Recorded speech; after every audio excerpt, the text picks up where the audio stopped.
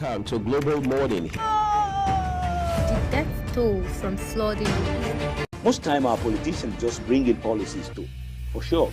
Incidentally, we have several more stories. The legislature was carefully crafted to 22.2% inflation rates as of April this year. What does that say about where we are as a country? I think Nigeria has resorted to being resilient. Before you call a police station, before they even leave, they'll take permission from I don't think there's really anything on ground to improve. the struggle with ASU strike. You have done your work and put us to the wall. We are not your slaves. I'm not a small boy. You should have given me the report. I have not seen the report.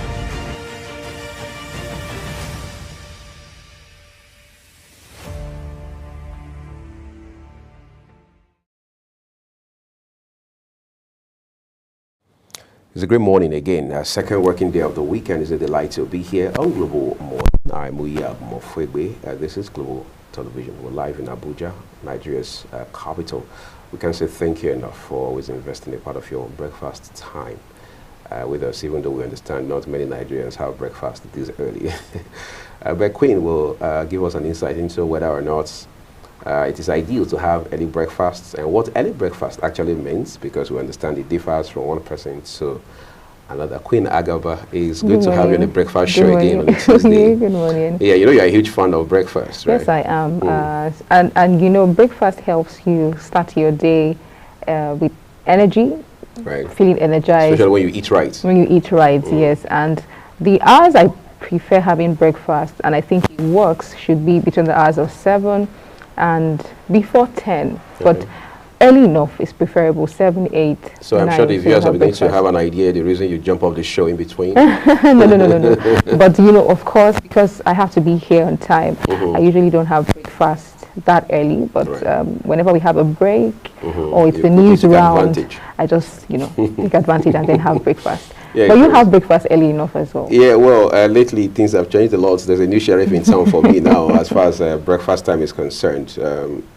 So I'm trying to stay away from coffee. Okay. Maybe for the next couple of weeks or something. So I took up my coffee bags home yesterday just to see how much of discipline I can create. So, I mean, invite in that direction. But the point is, people need to eat right. So whether you're going to eat early or not. My mom, for example, would say she would have breakfast until 10, 11. But she understood we were children, so she would have to serve us breakfast as early as was necessary, especially on school days, I mean, during the week, and things like that. But I think life as we know it has evolved. So people are beginning to realize that lifestyle matters, the things you do. I was just looking at something this morning before I got on the show, where somebody was talking about how that if you're able to do, maybe you're, say, above 60, of course you're not even up to 60, and then you're able to do, say, between 5,000 and 6,000 steps a day, and then you're below 60, like we are, you're able to do between 6,000 and 8,000 steps a day. It could cut down the chance of dying early by half. You know, well, I've not read the science behind that, but if there's any truth in that, I mean, if it's anything to go by, it means that beyond just what we eat, it's very important we begin to look at things around the way we live, economics and all of that. You sit behind a desk, or you sit at the desk, you sit behind a computer the whole day, you know, and that's your routine, Monday through Friday. What are you doing to compensate for that time you spend sitting down the entire day and all of that? All right. Do you just give yourself the excuse of, well, it's the nature of my job, what can I do? Do you understand? How do you also ensure that you stretch out, you know, take a walk, you do things away from just sitting behind a desk while you are not compromising on the importance of your task and still delivering on deadlines and all of that? Yeah, and I think people should prioritize physiotherapy. You know, you ask a lot of people, when last did you get a massage and all of that? They'll be like, no. Some have never even had. Some have never, and then some people have religious undertone to getting massages. You know, oh, another person cannot touch my body in that way. But you know, this is the body. God would not be impressed. This is the but when you have an emergency and you're rushed into a theater, a doctor has to see you naked, operate you, and you know. What choice do you have? What choice do you have? So, or else people are faced between life and death before they have to make, you know, such decisions and choices. But it is what it is.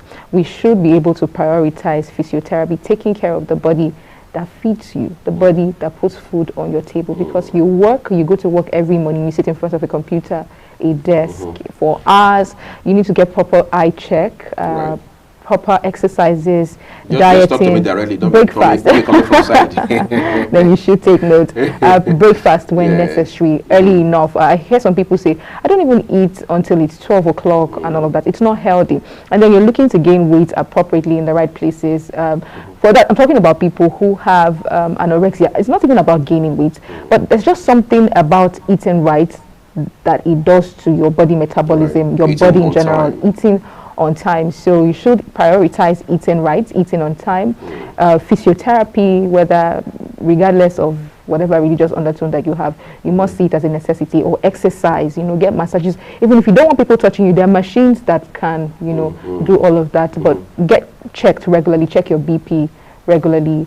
Just watch the body, take care of the body that takes care of you, basically. That's right. Okay, well, there's so much you can do to take care of health. I mean, lifestyle, well-being, and all of that. And Queen just listed some of them. But then let's start from food. Okay, Fatima Umar has a bit of an insight for us.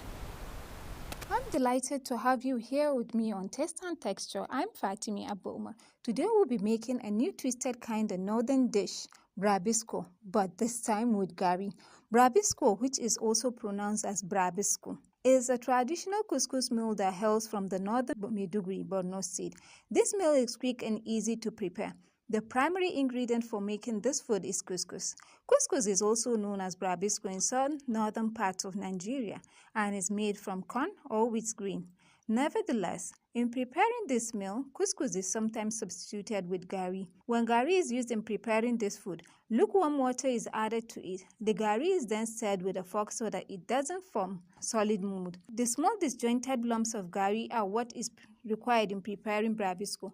Other ingredients used in making this food are shredded chicken, green pepper, spring onions, vegetable oil, seasoning cubes, onion, garlic, ginger, chili pepper, and salt. The ingredients that make this food delicious and delightful. It also makes it one of the luxurious dishes of northern Nigeria. Brabisco can be prepared as jollof, but when it is served plain, it is paired with spicy stew of meat and vegetable.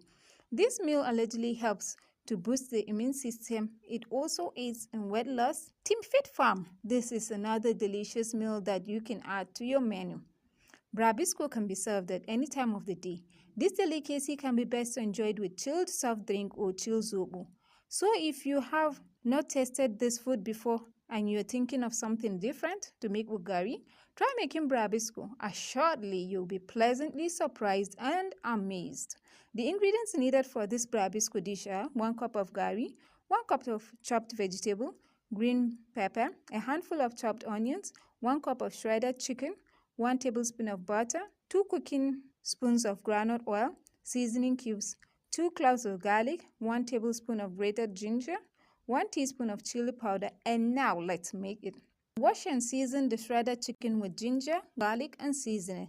In a pan, heat up the butter or groundnut oil and stir in the shredded chicken. Sprinkle the chili pepper and test for seasoning and add more as needed.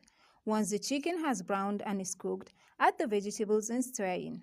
In a separate bowl, add some steeped water to the gari and stir with a fork so it doesn't form a solid mold. Pour in your chicken and vegetables into the bowl of gari and stir till properly combined. Serve warm and enjoy. That's all for today. See you same time next time for another scrumptious episode of Taste and Texture. Bye.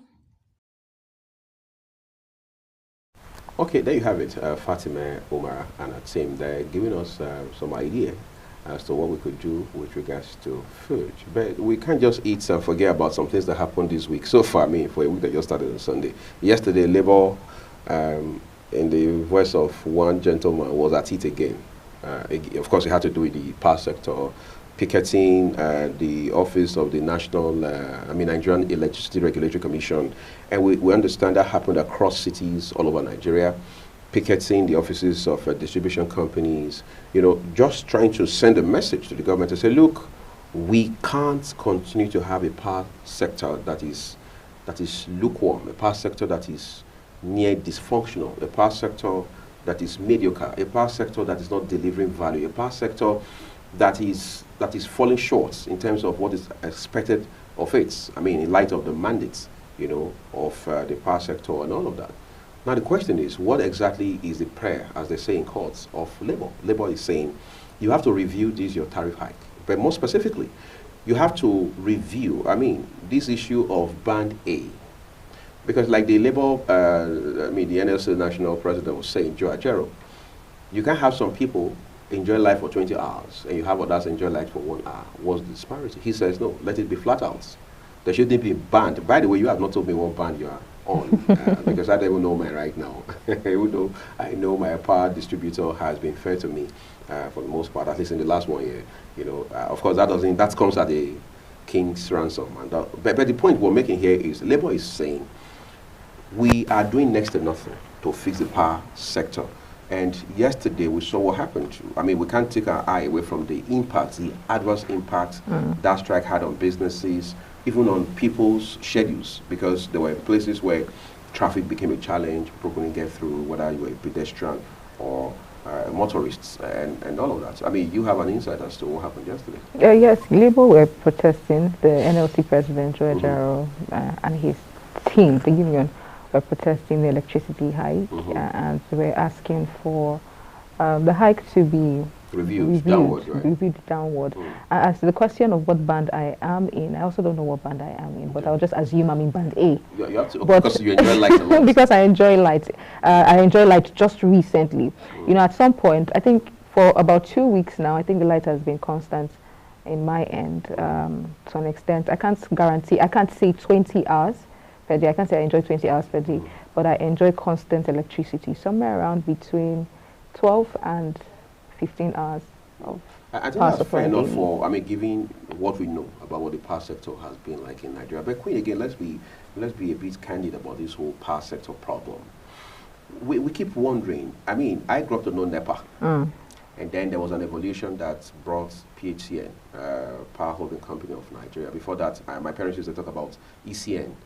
Back in the day, they would talk about ECN. In fact, I know even after it had become NEPA, I would hear my parents talk about, my dad in particular, call it ECN and all of that. But the point we're making is we've seen that evolution happen. Today, that sector has been privatized, even though there are question marks as to controversies around the privatization that led to that. That was done under former President Olusegun Obasanjo, a committee, we understand, former Vice President Atiku Abubakar chaired at that time. Of course, that was one of the issues that were raised when, in the build-up to the 2023 general election, particularly as it had to do with the presidential campaign and all of that. But we don't have all the time to go into that rigorous detail. For now, the point we're making is that we make it look like it's rocket science to fix the power sector. You start from when we're told former President Obasanjo had spent $16 billion, all right, in a bid to establish some independent power projects. And at the point he was asked about, of course, after he had left office, what happened to that initiative, the monies that were spent, those $16 billion, they were loans. He said, I don't want to talk about that issue. I've addressed it in my book. In other words, go and read my book. So that's, for some of us, is more like a precedent of saying, once a president leaves office, don't bother them about what they did while they were in office. Just go and read their book, and that's all. Even if they had committed an infraction, even if there had been some outright misappropriation of public funds, taxpayers' monies, don't bother to ask them, just go and read their books. But again, the question on the lighter note is, what if the president never wrote a book? How do we get that information? You see, these are all manifestations of how sick, yes, sick in capital letter, the power sector has been. And that's the reason people don't take government very seriously. Because somebody said during a Vox Pop that I saw on the television station a few years ago, that one of the mistakes, very fundamental one, that Nigeria is making as a country is, God in the good book said, let there be light. And then after there was light, light was established, he started creating other things. But in Nigeria, we are creating other things before light. We're saying we want to empower SMEs. We're saying we want to focus on infrastructure. We're saying we want to invest in health, in education, public good, or whatever it is. But you don't have light in the country. Why are we not having that conversation? So you wake up tomorrow, Queen, you're hearing that, well, there's a cabal in the sector. All right, is the cabal a mirage? Is the cabal a phenomenon that is invincible? Because recently, when you talk about the solid mineral sector, Dele Alake, the minister of that sector, said, look, There are powerful Nigerians in the mining sector, and they are the ones enabling illegal miners. And you're wondering, these powerful Nigerians, where are they? In the same country. You must be maleficent then. Exactly. A president had told us that, look, we know those behind the Mandela church burning. We know them. We have their names. That president stayed in office for another 5 years. We never heard anything. And then another president came, did 8 years. We never heard anything. Now there's another president in office. So how do you expect the citizens to take it seriously? So when they say hold government accountable, this is a very important crux of the conversation. Yes, hold government accountable. You know that it boils down to accountability. When governors or ministers finish their tenures and then we want to hold them accountable, ask, let us review what has it been like during your tenure, what and what did you do? You ask questions like that, and these people get agitated. We see it in the case of something that really played out recently, right. With a former governor and a journalist, and then questions were thrown at him and he was in the defensive. But I don't know if that is to evade the question, providing the answer, providing the answers to that question, or just an outright show of agitation and defense to that young journalist. We must begin to hold public office holders accountable. Right. What have you done? And they should be answerable to us. The other time we sat down here, we talked about the immunity clause that is placed on governors. I think there should be an exception so that we can, if you are a sitting governor, I mean, for the most, what played out between the EFCC and, Yaya Bello and the incumbent governor of Kogi State, Usman Ododo, when he came in, it was reported in the news and he whisked away Yaya Bello in his car, and nobody could stop him because of the immunity clause, So there are a lot of things that we need to look at, a lot of things that we need to review. Like you rightly said, there are a lot of things that we need to do. For example, we're talking about investments in other sectors, stakeholders engagement, here and there, things to be done. But the key and focal area that we should be focusing on, which is electricity, we neglect. How do we expect other sectors to thrive? How do we expect businesses to thrive? You're funding businesses, but electricity is a major issue, a major problem. SMEs in Nigeria is crying. They're crying, basically. Year in, year out, day in, day out, they're crying. Why don't we fix the power sector? The big question is, what can we do? How can we fix the power sector? And I think this is one of the things the NLC president, Joe Ajaero, and the labor union is fighting for with this protest. This is what they're crying for. I believe it's also a step in the right direction, but we need to hold people and public office holders accountable. You see, that's the interesting thing. There was a protest yesterday. I mean, it was a nationwide protest. At least we saw it happening. I mean, across major cities all over this country. As we speak, this is past 7 a.m. Nigerian time. We have not heard anything from the government, and the presidency has not spoken up. We're not seeing any official response from at least the media handlers of the president. We've not heard anything from the Minister of Power, apart from Mr. Gaba, who came out yesterday as the DG of NEC to address the protesters. Of course, we understand the protesters are not buying that. But as said, as it stands right now, NLC, TUC and the other affiliates of theirs are now saying we probably are left with no option than to just to go ahead and pursue indefinite strike, right? And we know what that can be when an indefinite strike begins. Of course, this is not the first time Labour will be going on strike. Even within 2024, this is just the 5th month into the year. But the question is, have we been able to resolve, quite frankly, on account of strike? And then you're also asking yourself, do we have to get to that point where we have to go on strike before government pays attention, before government listens? Let's be fair to the governments under the leadership of President Bola Tinubu. We understand just when he came to office, I mean, the government was most forthcoming with regards to labor negotiations, dialogue, and all of that. In fact, we saw a couple of meetings where even the president himself had a meeting with the labor leaders and all of that. But we're not seeing the sustenance of that effort going forward. So it could also, makes government come across as though, well, we've done all we can. After all, governments in the past didn't do this much. We've tried.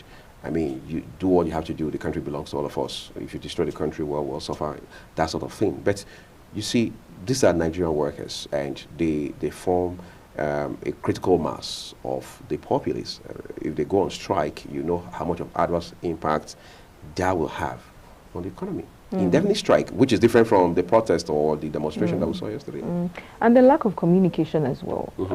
We pray that they don't go on indefinite strike. Right. But you see, lack of communication from public office holders, leaders, governors, and even the president is another thing that is killing the system. I mean, we have a case where there's a strike going on. There's a protest, I beg your pardon, going on, and you know, none of the relevant authorities have come out, you know, put out any public notice, come out to say a thing about, you know, or address the issue, address, you know, what's the way forward. We hear nothing. And we see that in the past administration as well, where we literally had to beg to hear the president speak or give, you know, some sort of relief on topical issues. And we saw how that went, how that tenor went, you know, went from literally, I don't want to be a bearer of bad news, but you can bear witness to how it was. Nigerians were literally all over the place asking, why do we have to beg, you know, for us to be communicated to? So I think communication should be, and timely communication is necessary. I totally agree with you. But let's switch gears a little, everyone, now, and take a look at business and economy. For you, this is put together by Kekelemo Okere, and when we return behind that, it'll be time for the Global AM News to stay with us. Hello and welcome to Business Report on Global Morning. The dollar stabilized against other major currencies, while the naira remained close to its lowest point since March 20th. The naira touched a 7-week low over the weekend, trading at 1,466 naira to a dollar at the official window and 1,459 naira per dollar at the parallel market. The CBN is presently under pressure to hike interest rates to accelerate stability in the Nigerian foreign exchange market amid weak oil output and recent payment of forex liabilities. Market fundamentals indicate that it is unlikely that the naira will hit the February low, at least not this month, as the traders await the outcome of the CBN's MPC meeting. The CBN intensified efforts this year to stabilize the naira's exchange rate volatility, which caused the naira to appreciate steadily against the dollar from roughly 1,912 naira per dollar in late February to below 1,000 naira per dollar in April. The exchange rate for import duties collection by the Nigerian Customs Service has risen to 1,457 naira to a dollar, the highest in just over 6 weeks, according to checks on the exchange rate portal of the NCS. According to the data on the portal, the current custom exchange rate is the highest since the 22nd of March 2024, when the figure stood at 1,572 naira to a dollar. There has been a gradual appreciation of the naira after that, occasioned by the policies of the Central Bank of Nigeria, which saw the NCS exchange rate fall to 3-month low of 1,147 naira to a dollar. The Nigerian National Petroleum Company Exploration and Production Limited and its partner Natural Oil Field Service Limited has announced the commencement of the crude oil production at Oil Mining Lease OML 13 in Akwa Ibom State. The NNPCL disclosed this in a press statement signed by its communication officer, Olufemi Shoneye, where it stated that oil production began in the location on the 6th of May 2024 with 6,000 barrels daily. The company further says the daily oil production in OML 13 is expected to rise to 40,000 barrels per day by 27th of May 2024. The company explained that the commencement of crude oil production in OML 13 signifies an intent to increase the volume of oil production in the country to meet local energy needs and propel economic growth.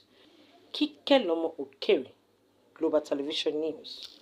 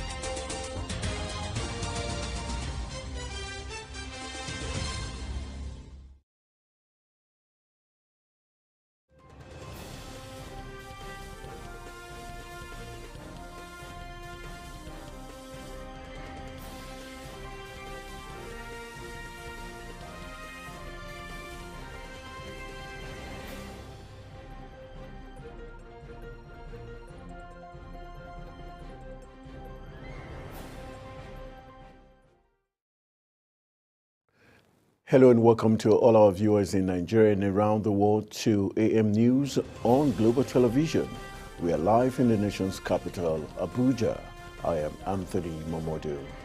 President Bola Tinubu has congratulated the president-elect of the Republic of Chad, Mahatma Dabi, on his election victory. Ajurin Gelale, special advisor to the president on media and publicity, in a statement said the successful conduct of elections in Chad underlined the commitment of the government and the people to democracy and orderly transitions in the region. He says the president assures President-elect Dabi that Nigeria will continue to work closely with the Republic of Chad as both countries seek to enhance peace, security, and shared prosperity for the mutual benefit of their peoples. The president also calls for sustained friendly cooperation between both nations while wishing the president-elect success as he undertakes this noble service to the people of Chad.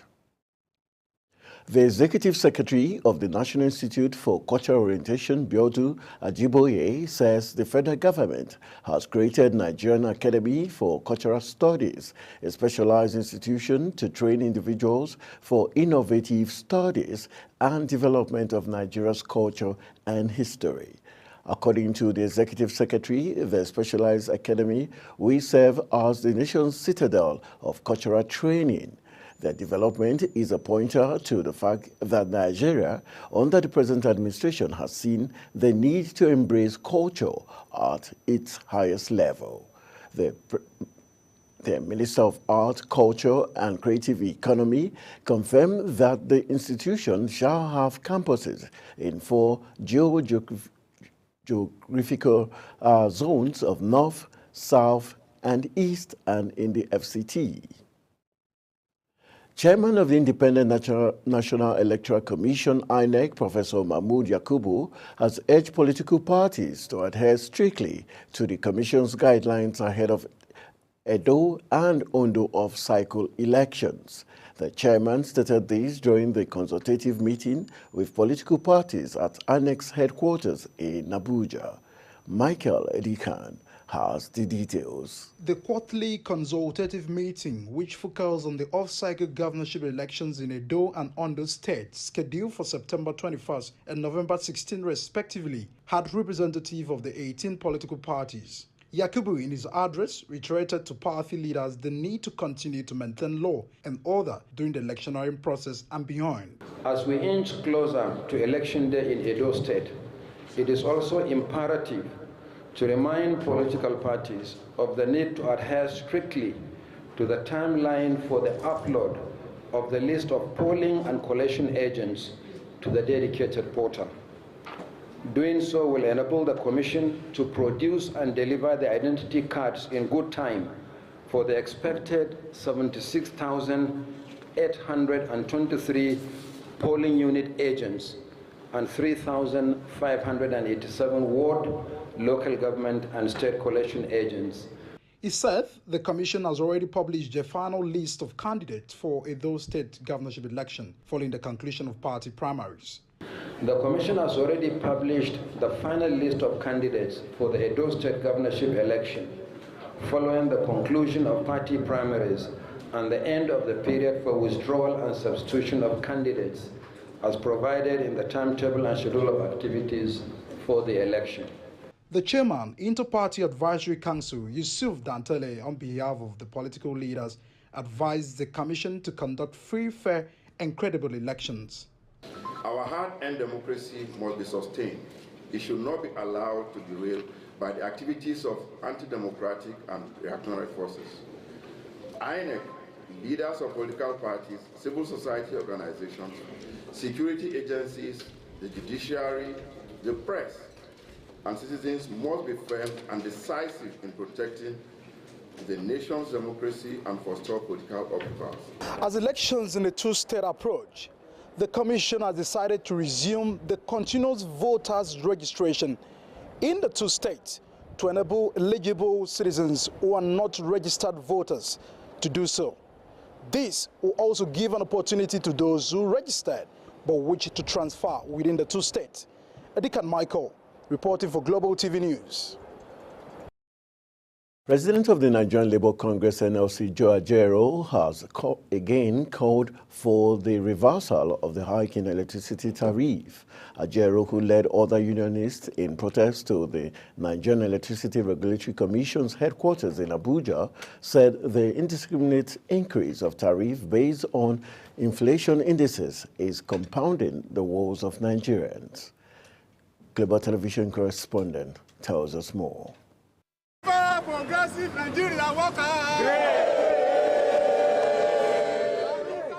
The leaders of the unionists said Labour is out to protect Nigerians from the inimical tariff hike by Nigerian Electricity Regulatory Commission and called for the immediate reversal.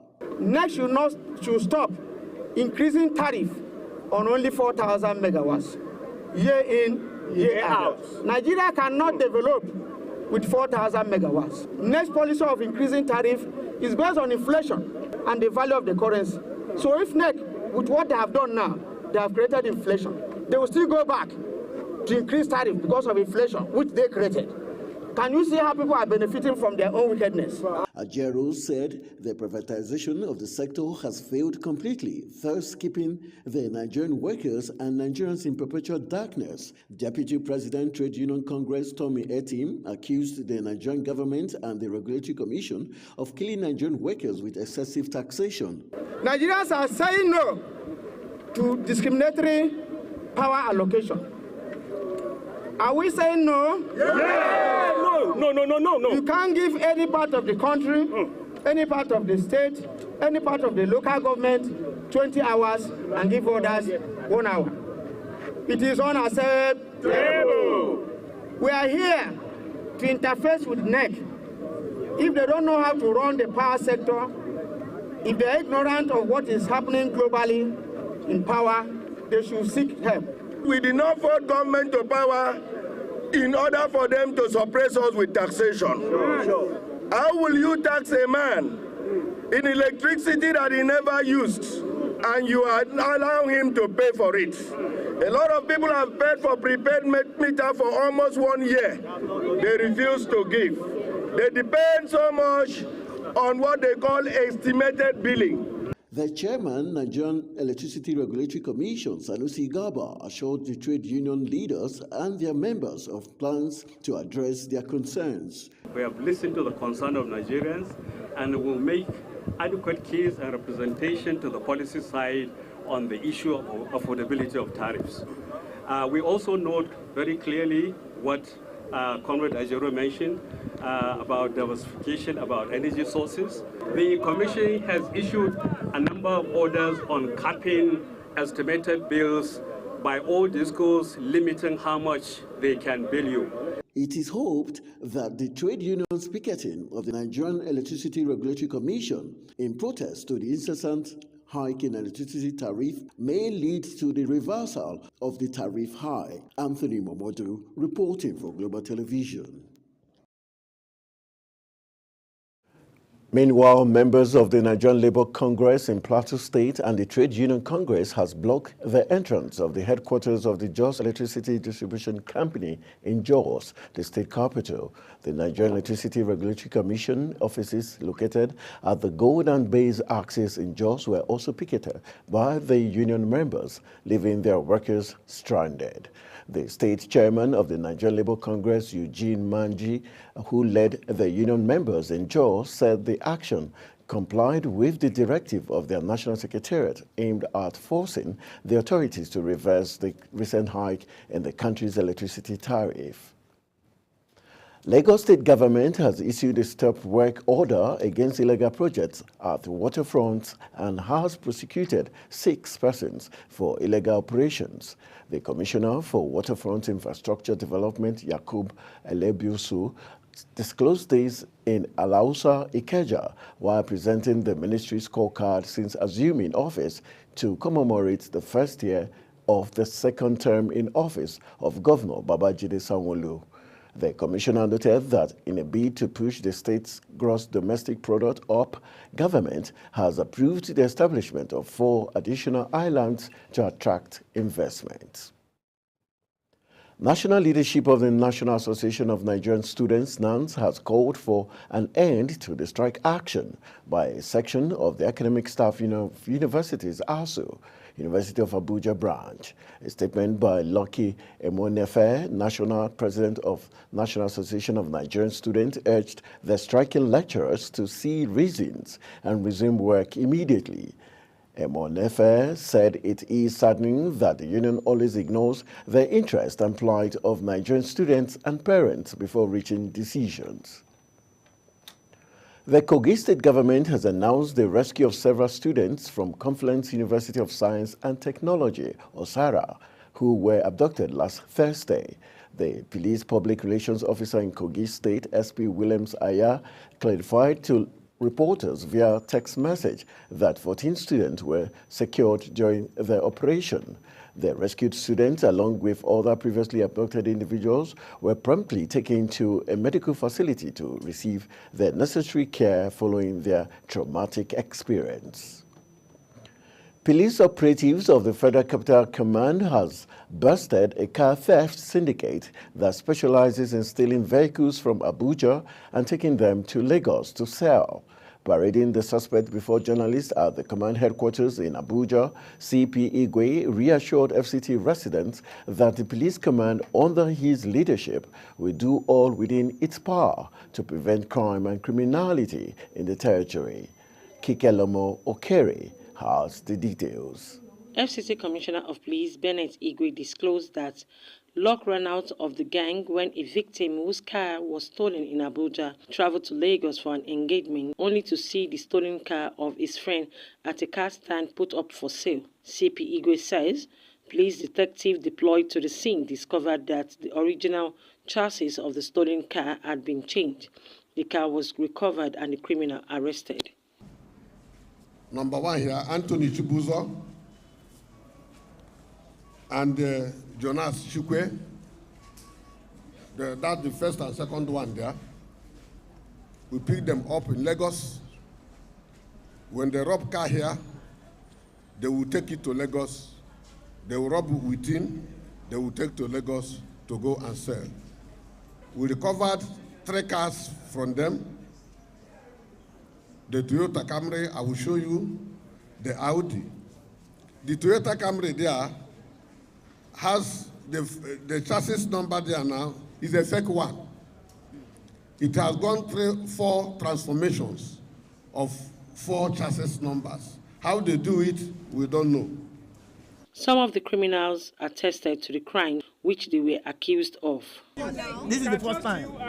This is the first time. This is the first time. Please, Nigerians, I'm calling on you. Please help me to investigate this matter. I am giving the police every information. I am being embarrassed for something I don't know. Calm down now. From Lagos State. What were you doing when they picked you up? And what did they tell you? What was your offense? What was your offense? What did Are they you tell one you? of the Kabiru Umar? The Commissioner of Police says to get rid of criminal elements in the FCT, there is need for utmost cooperation of the residents. Igwe further reels out some of the achievements of the police between April and May 2024. One chance people armed. They said they are one chance, but they are robbers because they are armed. These are 4 of them. Their operational vehicle, we couldn't tow it. It's parked in Maitama police station. We are determining among them, and the second group, Hamza Ibrahim. Where is Hamza? Hamza Ibrahim. Raise your hand. Mubrak Abubakar. Abubakar Suleiman. Lawal Muhammad. 4 of them. You can ask them. Their duty is robbery. They call themselves one chance. Commissioner of Police FCT Bennett Igwe appeals to the residents to report any suspicious movement to the command. Kikelomo Okere, Global Television News. The Joint Military Task Force in Niger Delta, codenamed Operation Delta Safe, uncovered over 50 illegal refining sites in the Beseni Forest of Yenagoa local government area of Bayelsa State. The Commandant Operation Delta Safe, Rear Admiral John Okeke, who led the operation on Sunday, May 12, said that illegal refining of stolen crude oil was taking place in each of the sites uncovered. You're watching AM News, coming to you live from Nigeria's capital, Abuja. We're on Star Times Channel 276. Kindly follow us on all social media platforms using our Global TV NG and other handles now showing on your screen. When AM News returns, Palestinians flee as Israeli forces go back into Jabalia. These and other stories coming right after this break. Do stay with us.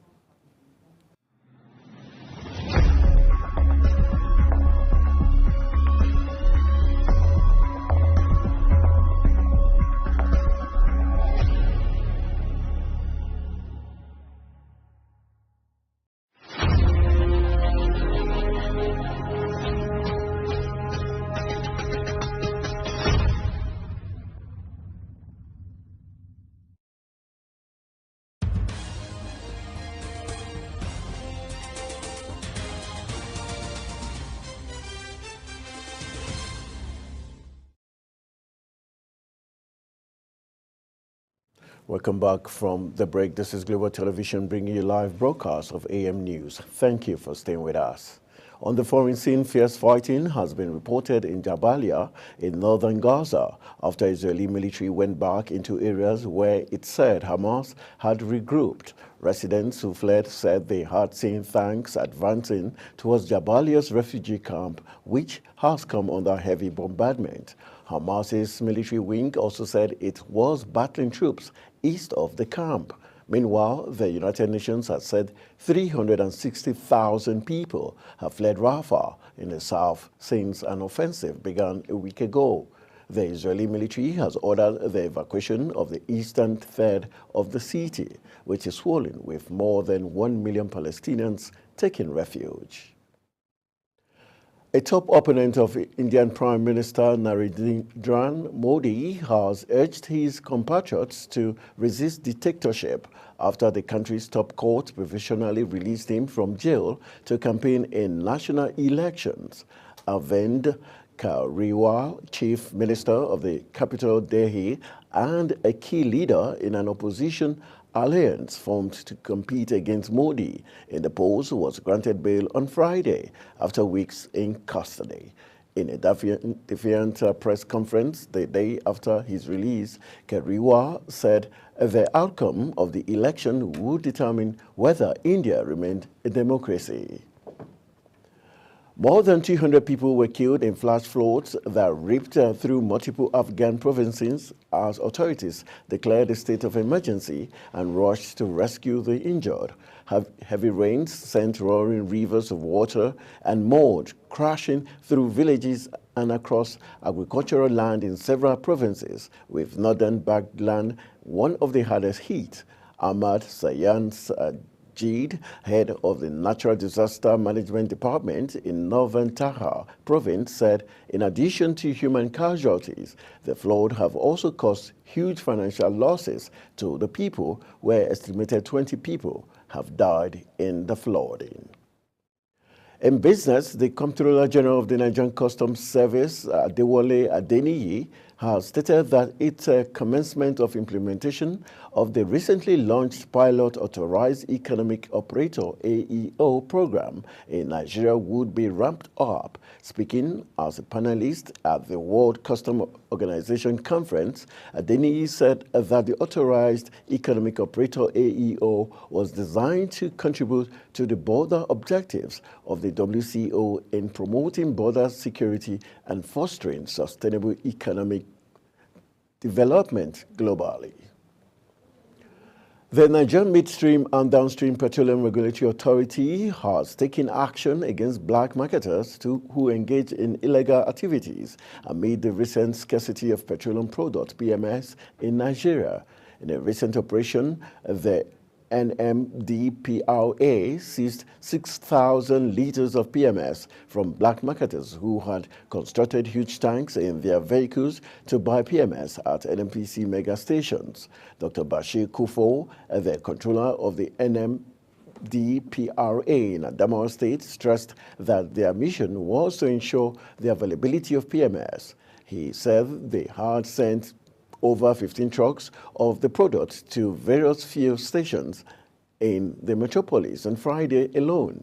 In response to the scarcity of the premium motor spirit, many privately owned stations in Adamawa State have been converted to NNPC mega stations with the aim of selling PMS at the approved price of 630 naira per litre to motorists.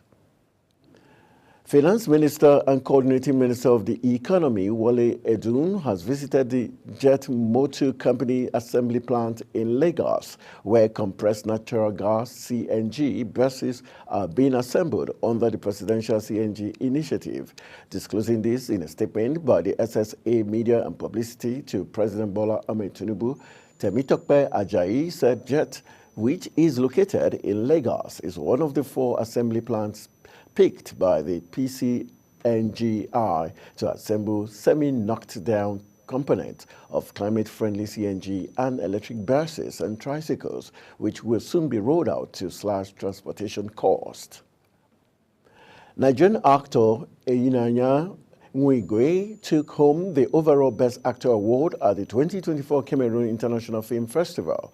The award acknowledged Nwigwe's impressive performance in Joel Ayuk's cross-continental action drama, Chokehold, where he starred alongside Jamaican actress Sharendo Ferry. The actor's capacity to take on different but tasking roles has led to his being a part of another international production, such as All About Love, South Africa, and Black November 2012. Breath of Life has won the Best Movie Award at the 10th edition of the African Magic Viewers' Choice Awards. The movie received 11 nominations across various categories, including Best Movie, Best Director, and Best Lead Actor, and won in 6 categories. Lead actor Wale Ojo won the Best Actor, Bibi Sasore the Best Director Award, while Ademola Adedoyin got the Best Supporting Actor. And in sport, head coach of Refined Nuggets Football Academy, Raphael Onamba, has highlighted the importance of hunting young and budding talent, as well as the skill set of children as a catalyst for successful football professional career. Global News correspondent tells us more. A grassroots football academy which aims at grooming children from ages 4 to 12 years to become professionals in the nation's capital says professionalism is achieved from the basics. Coach Raphael Onamba says the recipe for a successful career for any aspiring footballer or sport athlete is to begin in the academy in order to imbibe the fundamentals of any sport. The plans for the future is for us to keep on grooming the grassroots players, nurturing them, and not just nurturing them, making sure that we train them in the right direction. Well, training kids is very important. It makes the children look very, official. And the academy is good for kids, for them to grow with it and have discipline. In an interview, some parents said sports investment is key in development of the skill set and potentials of children, while other parents called on parents to encourage their children's dream in any sporting endeavor, as success in sports brings wealth and development to the family. There are a lot of kids who are extremely talented, especially underprivileged kids who don't even have the opportunity to play football at this level. But I think the government and also generally in Nigeria, there's need for more support to get all kids playing and all kids fit. So I always encourage the kids to put in more hard work, because you can't be successful without putting that hard work into whatever you are doing. If your child is passionate for football, just do all you can to support that child. You don't know, it's not all about education today. Skills are very important. So the little you can do to develop that skill and that interest would help the child go a long way. The youngsters acknowledge that wearing their favorite jerseys and numbers is a motivation to play well, as others believe joining academies at a young age will make their dreams of playing for Nigeria and their favorite clubs come true. Football has been a dream of mine for very, very long, and hopefully I can make it to big teams like Arsenal and, of course, Nigerian national team. You build on your stamina, your skills, and it's very important for children because it will help them become professional. I feel so free in this jersey. I feel so powerful. I feel great. And when I play for Nigeria, I will love it because then I will look back and then know that my coach, I was wearing this jersey just a few years ago. And as I also play here, it's like it gives us more knowledge about football. Give us what to know in football. There is no gainsaying that sport and physical exercise contribute to the well-being of the body and mind of not only sports athletes, coaches, and sports enthusiasts, but every human being. Anthony Momodu reporting for Global Television. That is on AM News, and it came to you live from Nigeria's capital, Abuja. We're on Star Times, channel 276. Kindly follow us across all social media platforms using our Global TV NG and other handles now showing on your screen. I am Anthony Momodu saying thank you for watching, and see you again.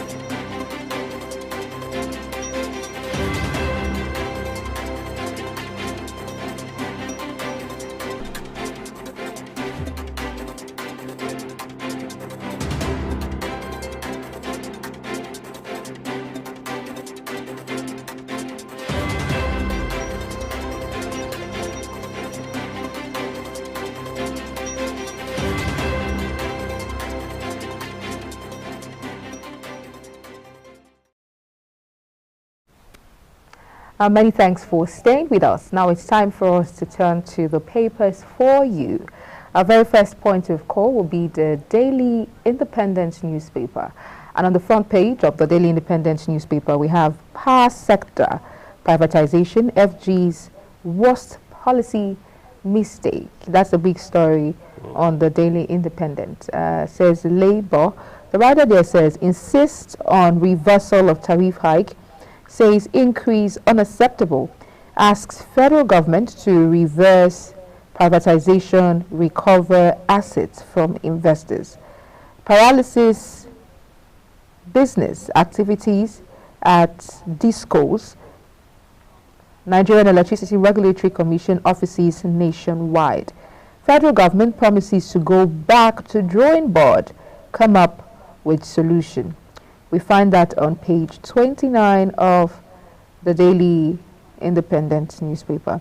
Just above the nameplate, we have Obi meets Atiku, Saraki, Lamido over hardship faced by Nigerians. CBN governor says interest rates would stay high until inflation is tamed. The question now is, when will the inflation be tamed? No Nigerian child will be excluded from quality education, says Tinubu. That's on page 7 of the Daily Independent. CSOs ask Nigerians to rise against apartheid policy in power sector. Tinubu orders MDAs to procure CNG-powered vehicles. FEC adjourns meeting, concludes deliberations today. Tinubu swears in 2 NPC commissioners. Fubara vows to probe Wike's administration. Assembly confirms Dagogo Iboroma as commissioner.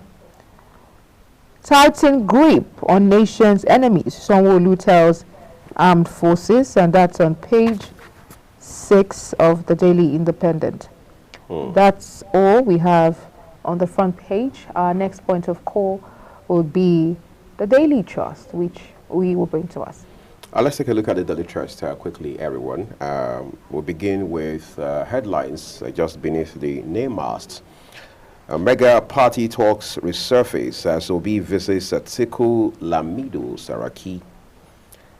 FG plans productivity-based wage system for workers, but the question is, will the organized labor buy any of that? Well, we'll wait to see. Calls have been made for dialogue. We hope we'll return to that table real soon. Slain FIRS official planning marriage in December. That's according to the late gentleman's uncle. Quite a sad story there. Yesterday, news came through that the police are now investigating to see the factors or those responsible for this death, and it's quite sad.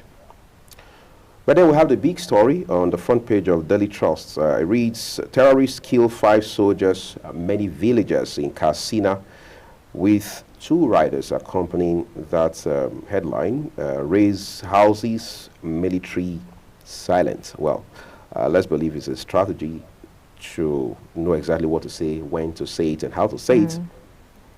Because naturally, the military is not expected to be silent over this kind of dastardly act. Tariff hike, Labour insists on reversal, pickets NERC DISCO's offices. Queen and I actually made sense of that a while ago. Tinubu directs MDAs to buy CNG-powered vehicles. We hope they listen. 3 killed as rival gangs clash in Kano. Fubara hints at probing Wike's administration. So we are here now, ultimately. So yesterday I was talking with a gentleman, Solomon Soponuchi, on Global Morning. And of course, he's from River State, even though he's a member of the APC. We got talking about the crisis in River State, the political state of things in our state. And he did refer to Wike as the godfather and Fubara as the godson. But he said, look, there are times when the godson sets boundaries as to how far the godfather can go, especially when the godfather is no longer in that position of influence, as it apparently is in River State right now. Now we're hearing that Fubara has hinted at the possibility, well, maybe we should say probability of probing Wike. So the question is, on what basis is Wike going to be probed? We had also seen that done between Wike and Amechi at the points. So what it means is politicians are probably hardly friends. It's just the interests that connect them. I mean, River State is probably a case in point, right? Exactly. Politicians are not friends, especially when, you know, we've talked about this predecessor and successor factor. Successor factor and successor reef. Most especially because you are now in that position where you are going to be held accountable as a predecessor or a successor, I beg your pardon, where you're going to be held accountable. And you see that your predecessor has not done that much. The person you succeed has not done that much in office, and now the blame gets to you as, you know, the incumbent, and then you are trying to make amends, trying to, you know, free yourself of and say, look, I'm not the one. I came here and I met so and so, you know, debt rates and all of this. So, and then that reef, because you're not protecting the interest, my interest as your maybe principal before you came into office, you're not protecting my interest. So there's a whole lot, and I think that's what we're seeing play in River State between Wike and... Well, it's okay. So take us through the New Telegraph, would you? Before we begin to have our rifts with the papers. On the front page of the New Telegraph, we have Fubara vows to probe Wike's administration, moves to set up panel of inquiry. That's the big story here on the New Telegraph. It says, swears in new Attorney General as pro-Fubara lawmakers swing into action. Confirm Commissioner nominee. We also have Obi Six Nations Peace Progress visits Atiku, Saraki, Lamido. His first visit since after the election. Right. Nigeria records $282.62 million total direct remittances in Q1 2024. Delta local government polls 5 governors. Commissioners' aide resign. Niger government begs federal government for right of way tax credit scheme to reconstruct federal roads. Tinubu mandates MDAs to buy CNG-powered vehicles. Nigeria, Taiwan recorded $1 billion trade volume in 2021, Ambassador Liu. And we have Akpabio 6 cost of governance reduction. Gobe polls INEC to register new voters in Edo, Ondo from May 27. FG pushing more Nigerians into poverty, crippling businesses, NLC and TUC. That is accredited to the NLC and the TUC. And lastly, on the front page of the New Telegraph, we have header attacks. Food shortage imminent as Benue farmers desert communities. We cannot overstretch the talks about herders and farmers clash in Benue State, because it keeps resurfacing and it's a cause for concern, especially in Benue State. We've seen this happen over and over and over and over again. And it makes you wonder, is this so difficult a thing to address? We had former Governor Samuel Otom there. At a point, it was almost becoming political, because at the point he was in the APC, later moved to the PDP. Nothing really changed. He would come on television, in some cases almost cry. I mean, almost shed tears on live television, and nothing changed. At a point, he called out the former president, Muhammadu Buhari, called out some ethnic group and all of that, nothing changed. At a point, they said, okay, well, let's talk about ranching. Well, we don't know how that panned out, we're not so sure. Later, it became an issue of, okay, let's have a dialogue, the herders or the leaders of the herders and the governments or the community. Nothing still changed. In fact, while those efforts were going on, all of these killings were happening side by side. So you're wondering, what exactly are the factors fueling this sort of, development? Because Benue, food basket of the nation, as it's called, has always been there for the country agriculturally. But that's not the case now. The Benue we see today is not the Benue we knew some 15, 20 years ago, because People can't even go to farm. People can't even sleep with two eyes closed, let alone go to farm. At least you have to sleep and wake up, you know, in one piece to talk about, think about going to farm. But that hasn't been the case for several years. And now you have a new governor in that state. The question you're asking yourself is, virtually 1 year down the line, what has changed? Well, some people say it's too early to be doing that sort of assessment. After all, the man has been there for just about, what, 12 months or something? But it will appear that we're either not doing enough or we're not doing the right thing, because people may be making efforts, but they are not putting in the right efforts. But whatever it is, I think it behoves on the government of the state, because one of the things we have seen with governors is to say, look, I am just the governor. I'm a figurehead. I'm not the head of any of the security security outfits, all right? I'm just here as a figurehead and so on and so forth.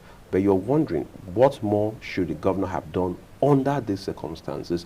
But one would have also thought, Queen, that, okay, hold on a second. The governor is an APC governor. You have the APC at the center. Maybe that comes with some leverage that the governor can also use in terms of warding off this monster called herdsmen, farmers clash and all of that.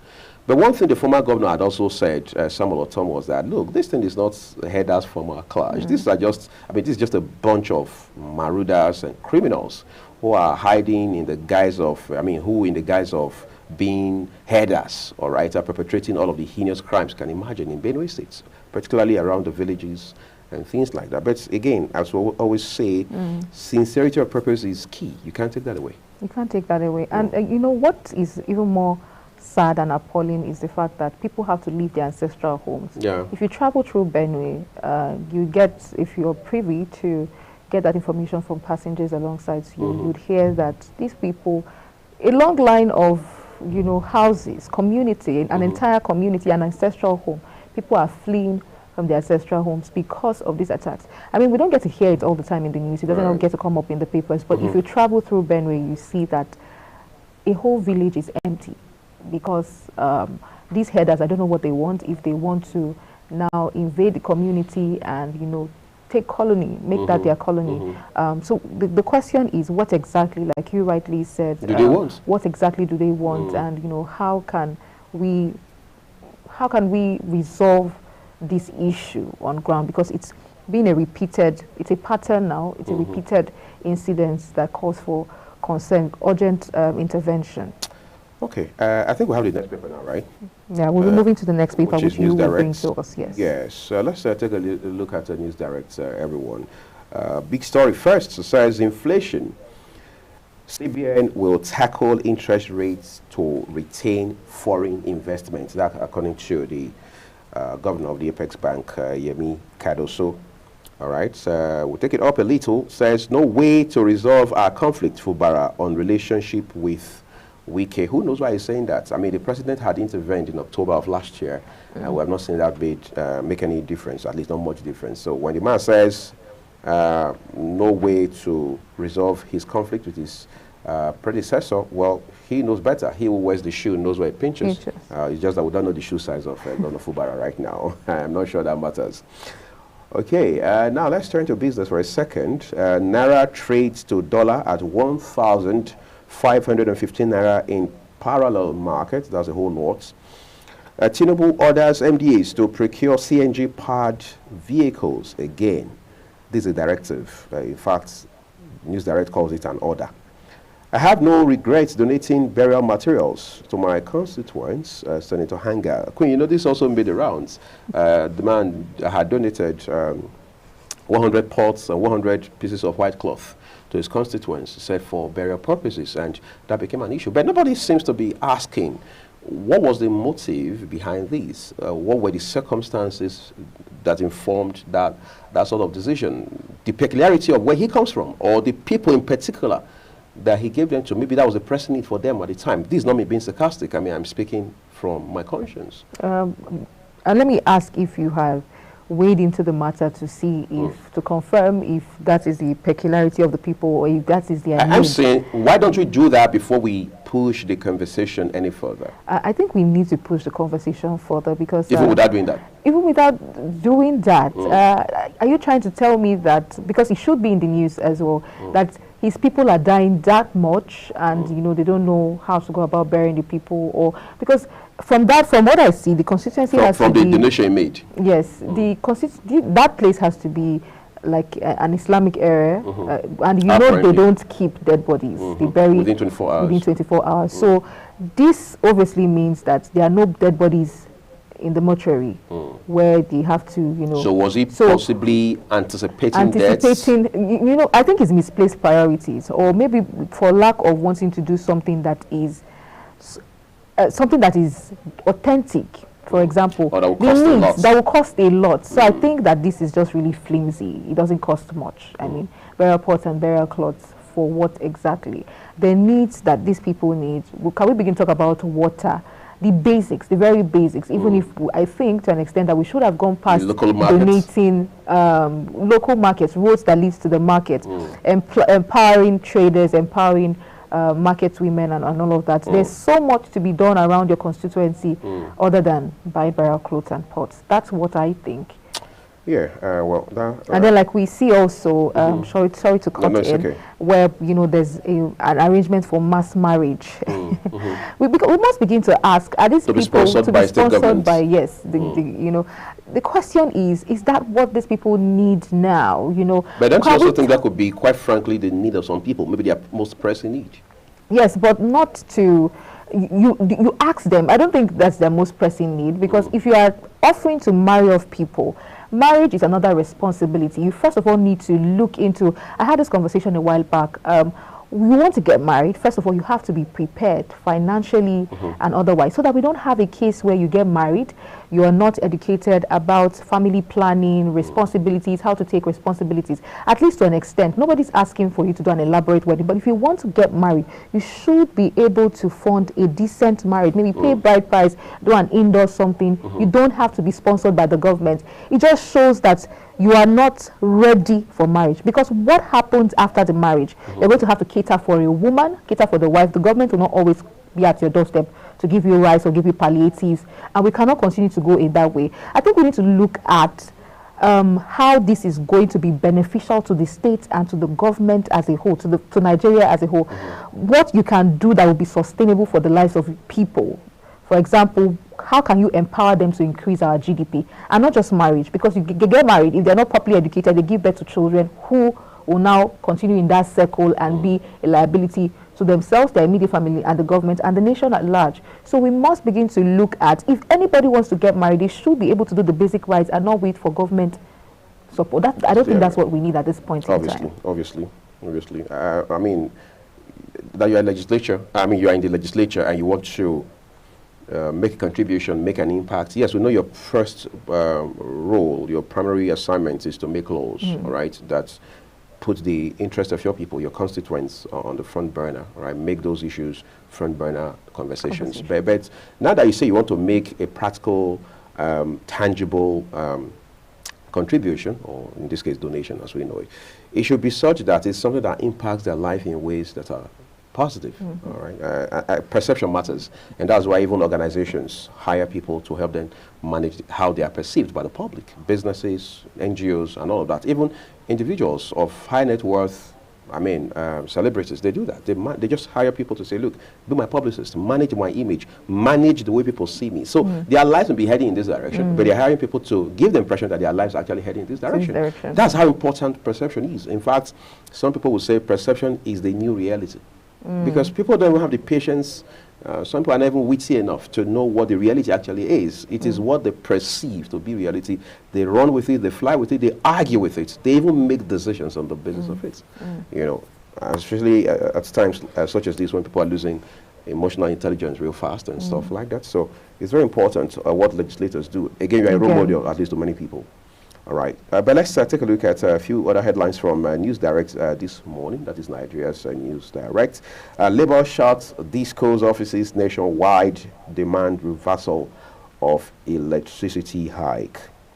A chieftaincy installation, a delicate vows to transform Osun rural areas into cities. Well, I'm sure he has enough time to do that. Okay, yesterday he was decorated, all right, where chieftaincy title was conferred on him. And you see him there If you look at the front page of Nigerian News Direct, he's flanked by his counterparts. First is on his right, Governor of Ogun State, Dapo Abiodun, and then you have on his left, immediate left, that is, you have Governor Sanwo-Olu of Lagos State, that's Babajide Sanwo-Olu, and then to his far left, you have his Oyo State counterpart right there. Okay, so that's the much we can bring to you from the Nigerian News Direct this morning. Let's take a look at The Guardian. Queen has all of that for us. The Guardian. Like I always say, whenever we get to The Guardian, because of the graphics, me, right? I remember you and how much you like the graphics in front of it. In front of The Guardian newspaper. On the front page of The Guardian newspaper, we have mistrusts, greed, stall take-up of new telephony licenses in 31 states. And then we have that data in front. That's on The Guardian newspaper. On The Guardian newspaper. We also have 2027 opposition party leaders meet over mega party. And then we have 265 local vessels registered abroad as Nigeria lags in registry digitalization. Also, NLC, TUC, pickets NEC, discos offices nationwide. Obi meets Atiku, Sariki, others over Nigeria's woes. We also have concerns as U.S. study visa refusals reach record levels in 2023, and then stock investors lose 3.8 million in less than 2 months. Fubara vows to probe Wike, others panel of inquiry. That's on the front page of The Guardian newspaper. Next point of call would be The Nation. Let's take a look at The Nation. Of course, with several issues concerning The Nation on the front page for you. Just above the nameplate, Atiku, Obi, Saraki, Lamido begin 2027 coalition talks with the rider. Ex-LP candidate visits opposition chiefs. You know, this story was also on The Guardian, front page of The Guardian. The moves being made now to form a coalition of several political parties. Of course, we understand this is towards 2027, and who knows, maybe beyond. But for the immediate purpose, it is for 2027. But let's also not forget that in 2014, exactly 10 years ago, this was the same thing we saw, the amalgamation of several parties. The former ACN, as it then was, the CPC, which was the, for want of better words, organic political party of former President Muhammadu Buhari. What else? We had the NNPP. We had several parties that came to, not the NNPP, sorry, I should say the ANPP. The NNPP, of course, is the party of the governor of Kano State. All right, so you had all of these parties come together in 2014. They formed a merger, and that's how they did their primaries, and former presidents, who then was the candidates of the APC, emerged at our primaries. Of course, former Vice President Atiku Abubakar had also moved to the APC at the time. He has been in many places, obviously. All right, but the point is, amalgamation is good, but we also saw how that at a point within the fold of the APC, you started hearing things like the original members of the party, some of them not trying to leverage the fact that they came with former President Muhammadu Buhari from the CPC, and as such, they saw themselves more as the authentic members of the party. But we also had those who came from the side of Asewaju, now the president, Tinubu, Bola Tinubu, who said, look, he's our leader that brought this idea, that brought all of us together, who happens to be the former Lagos State governor. So we should have some sort of access, some sort of exclusive, if you like, some privileges, that sort of thing. So it became an internal conflict amongst them at that time, even though much of it didn't make its way to the news and all of that. So the question you're asking yourself, Queen, at this point is what becomes of this coalition? Because if it sees the light of day, if it ever comes to fruition, you're going to have people from different partisan backgrounds, even the Labour, for example. So you're going to have people, breakaways from PDP, APC, APGA, and the rest, all of them coming to join this political party. Is it just to be able to, as they say, grab power from the APC in 2027? What happens to going forward? What happens to the interests of Nigerians? What would be their points of manifesto, for example? These are issues I believe, and Nigerians also expect that political parties must put into consideration, and I believe that take into the interest of cognizance. Nigerians should Yes, be focal, ultimately. to be the ultimate goal. Right. So more headlines from the Nation newspaper this morning. INEC plans new voter registration in Edo and Ondo for just those two states. Of course, by-elections have been scheduled for September and November for Edo and Ondo states, respectively. The writer there says LPs Abure at meeting. Restructuring of NYC for future challenges starts. Of course, some people are saying just scrap it. Others are saying restructure it. But let's see what government does with it. Okay, but we understand that some of the founding fathers have said, look, this is not the NYC that we envisaged back in the day, including the likes of former head of state, General Yakubu Gowon, retired. But we'll see what government will do with NYC going forward. Finidi mounts saddle, vows rejig of Super Eagles with a rider. NFF unveils head coach. FEC adopts CNG-powered vehicles for ministries, agencies. Federal government targets less use of petrol to stem rising cost of living and boosts economy. This is a long time coming, but better late than never. Fubara to raise pro-panel on Wike's government. Well, we saw that coming. It was a matter of when, not if. Senator Wogo, plan is witch hunt, diversionary. Okay, so the governor will finally let us know what the decision is and what the modality will be. Labour seeks reversal of electricity tariff increase. TUC, NLC, let's see, Pickett, NERC, Discos, others. At the top of the page here, it says productivity-based wage coming for workers. When? Well, workers will have to get to the dialogue table with the government, I'm sure of that. Okay, so Pam will take us through the Punch newspaper this morning. On the front page of the Punch newspaper, we have electricity tariff hike. Federal government convenes meeting as Labour threatens indefinite protest. The writer there says federal government to address Labour's complaint. Protesters storm NEC, block Disco's offices in states. Above the nameplate, we have FG may need supplementary budget to pay minimum wage, according to the IMF. And then CBN may intervene as Naira slides to 1,478, I beg your pardon, 1,478 Naira per dollar. And Atiku Obi initiates alliance talks ahead of 2027 polls. EFCC indicts Sirika brother a new 19 billion Naira fraud. And then POS operators drag CAC to court. That's on page 21 of the Punch newspaper. Governor poll. INEC resumes voter registration in Edo and Ondo, Ondo governorship poll. And then we have FG plans performance-based salary scheme for workers.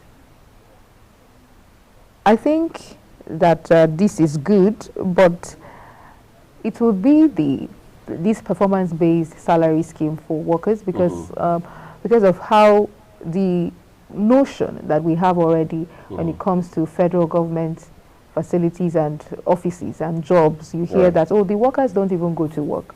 They just sit in their homes.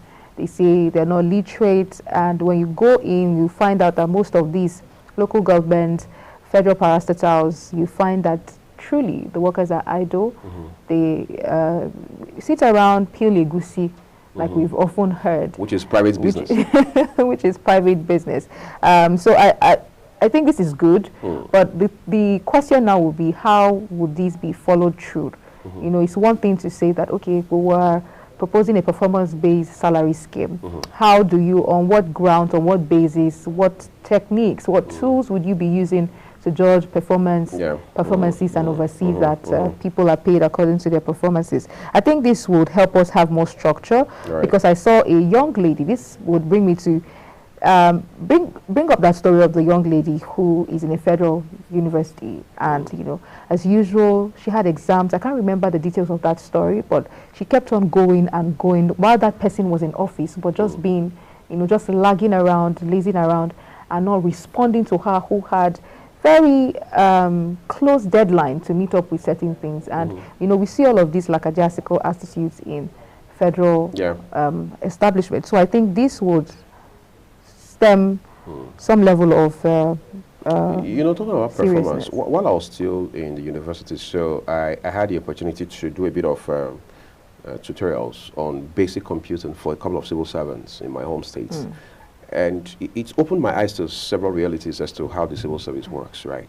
So it's rainy season, right? So this is me not having class for that day or having class for later in the afternoon. So I pop up as early as, say, to 8, because I need to do a class that's supposed to start at 9. And these are senior civil servants. I think the list of them was assistant director. The others were directors, and 1 PS. All right. So I would come that early. Of course, I was a young boy. I didn't have any excuse for not showing up in good time based on schedule. So I would show up as early as 1 hour before time. And then you see some of these civil servants coming to work. And their excuse is, well, I came late because the person I'm waiting to even have a session with has not shown up, all right? So you see them coming and saying, well, I came late, you know, it rained heavily in my area. If you see the flood, if you see the traffic and all of that. And then you see them even feeling elated, feeling like giving themselves a pat on the back. At least I tried. Now I came out to 10. I mean, with the rain this morning, with all the bad traffic on my way to work, some persons won't even think of coming to the office and all of that. So I'm thinking in my head, if this were a privately owned entity, for example, will this sort of attitude be tolerated?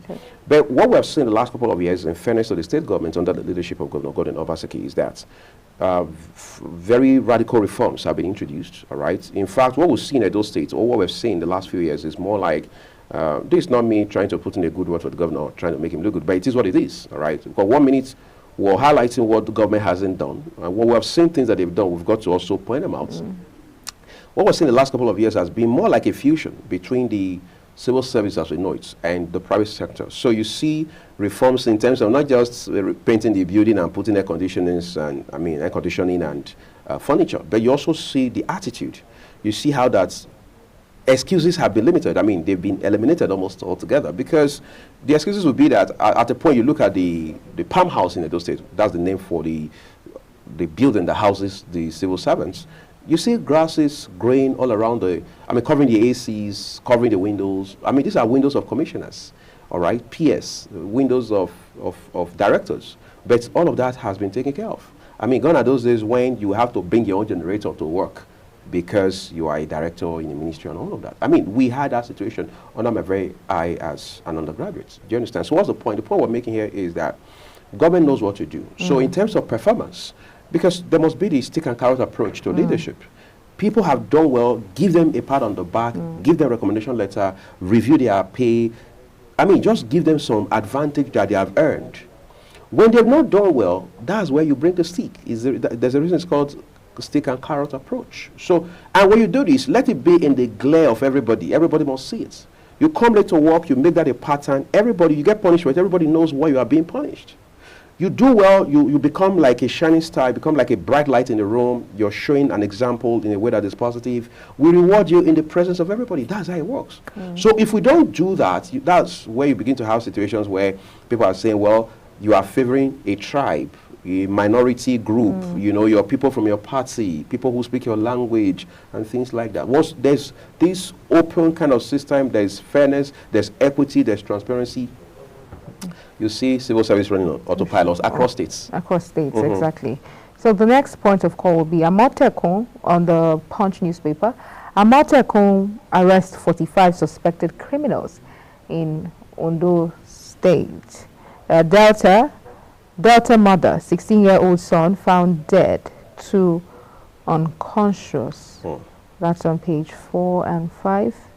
Pages 4 and 5 of the Punch newspaper. I want us to go back to this headline, Queen, the one that says EFCC indicts Serika brother in new 19 billion naira fraud. Recall that last week he was 7-8 billion.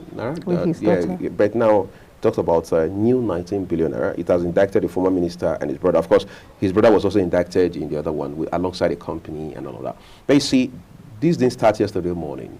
It has a history to it. The Nigeria Air and all of the things that were not explained to Nigerians about the circumstances around it. We saw how the MD of a very pivotal agency in the aviation sector has shown up in front of a Senate panel, a probe panel, to testify as to some of the things that happened and in the build-up to the unveiling, the controversial unveiling, which some people have even called outright fraud of the so-called Nigeria Air. And today, the rest is history. You see, what this says to us, amongst other things, is that when you are in public office, you are not a god to yourself. You are not an emperor. You are not even the president. You are a minister. But you carried on as though it was a personal business we were running and all of that. All right, but it's also a litmus test for the EFCC as well as other anti-graft agencies, including the ICPC, because how this pans out will also go ahead. I mean, will also go to show whether or not the EFCC has done a diligent, if you like, investigation with this one. Because so far we understand there has been granted bail, which is always the drill for such corruption cases as this one. But it makes Nigerians wonder about our judicial system. We've seen the case of somebody stealing a phone in Osun State. Stole a phone a few years ago, and the person got several years in prison. We've seen cases of people being accused of stealing farm produce, and they're getting 6 months, 2 years in prison. We've seen cases of people committing burglary. You burgle somebody's house on a Sunday morning when they've gone to church, you pick up their electronics, you pick up maybe a laptop from the house. Everything put together probably less than 1 million. In terms of prevalent market value, less than 1 million. The person goes to court and they are given 3 years in jail, in prison. And then you find corruption cases of this magnitude and you're hearing they've been granted bail 10 million to provide two sureties in like sum. Must be senior civil servants, not less than grade level 14, must have property in Lagos or in Abuja, and things like that. And you're wondering, what is actually the position of the law? We're going to have to get a lawyer to help us unwrap this. Because we see that it's almost a pattern, and this is why I was talking about the justice system the other day here on Global Morning. Now we're talking about drug peddlers getting jail term, life imprisonment, I mean death sentences, and then the root causes are giving bail of 100 million naira, something not even up to 10% of what they're being accused for. How do we even get it right? So that's a question. And then, like you rightly said, we might need a lawyer to help us make sense of it. That's all we have on the Punch newspaper. So go to this Nigeria, right? This Nigeria, that's our next point of call. Let's see what we've got for you there. We'll begin with a big story in front of it. Size tariff hike.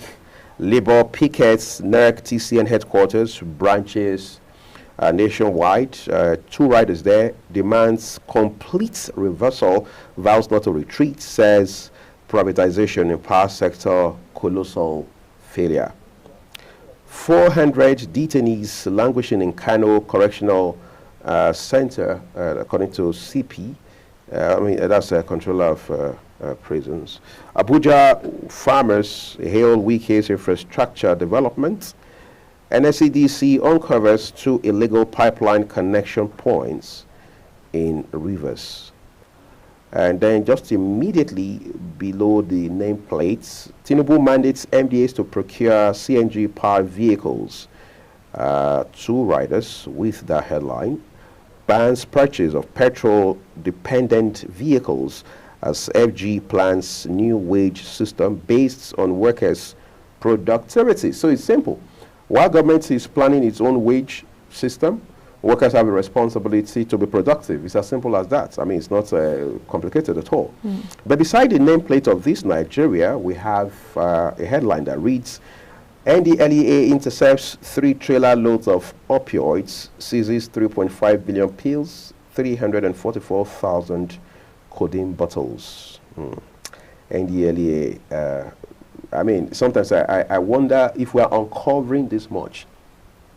How much more was going on years before today? Because we didn't actually find this much discovery with regards to drugs. But today, the narrative has changed very drastically. So let's take it to the Nigerian Tribune quickly. The Nigerian Tribune, on the front page of the Nigerian Tribune, we have FG, federal government planning tax relief for 95% of small businesses.